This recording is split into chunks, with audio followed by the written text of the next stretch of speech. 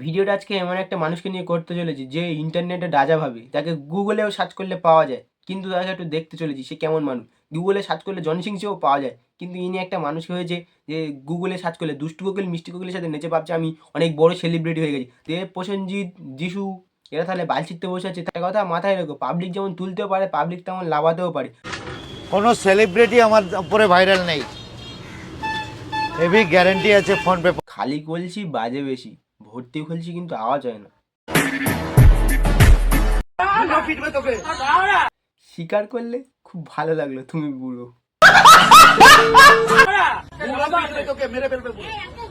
বলছি অরুণ দা, মালটাকে কোত্থেকে জোগাড় করেছো?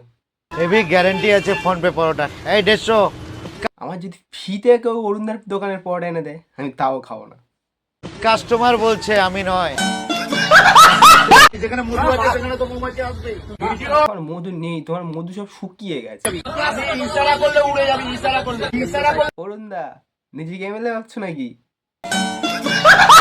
আর করা যাবে না, ওই দিন করা যাবে না নাকি কোনো দিন করা যাবে না। আচ্ছা আচ্ছা।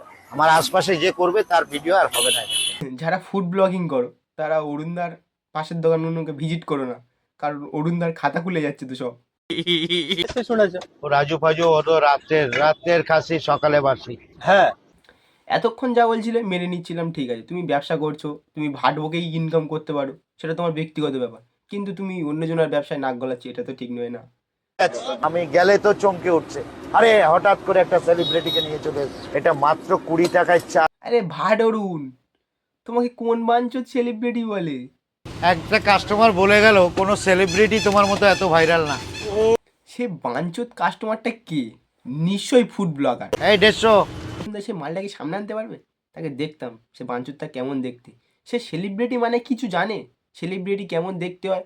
সেলিব্রিটি ও যদি পড়া বিক্রি করে যদি সেলিব্রিটি হওয়া যেত, তাহলে আর কেউ বসে বসে বাল ছিঁড়তো না, সবাই পড়া বিক্রি করে সেলিব্রিটি হয়ে যেত। কোনো সেলিব্রিটি আমার উপরে ভাইরাল নেই। অরুণ দা, দেবজিৎ, প্রসেনজিৎ এরা কি বাল ছিঁড়ছে বসে বসে? পরোটা। এই 150 কাস্টমার। নোটিস করেছো দোকানে থাকা কর্মচারী কানে হেডফোন দিয়ে গান শুনছে, কারণ ডিজে অরুণের ভাট ভাট গল্প শুনবে না বলে। একটা কাস্টমার বলে গেল কোনো कामयाबी हाथों को लकीरों से नहीं माथे को पसीने से बनता है। कामयाबी हाथों को लकीरों से नहीं माथे को पसीनों से बनता है। और जो आदमी ये नहीं बात समझता है वो भाड़ में चला जाता है। রানুদির মতো তু গাঁধার গাঁড় মে চলে যায়। অরুণ দা, রানু মণ্ডলকে কি মনে আছে? হ্যাঁ, মনে থাকারই কথা, কারণ একই প্রজাতির মানুষ। একটা কথা মাথায় রাখবি, পাবলিক যেমন তুলতেও পারে, পাবলিক তেমন নামাতেও পারি।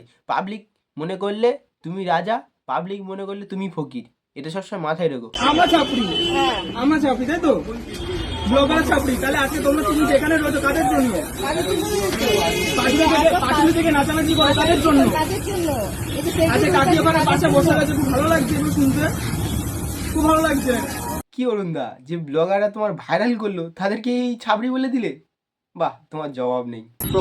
তো বাস্তব বলছো, কদিন আগে এতটা অপমানিত হলে পাটুলিতে দাঁড়িয়ে সব দোকানদাররা মিলে I don't care, এই মোবাইল বন্ধ। আগে এটাকে সরি বলতে বলো।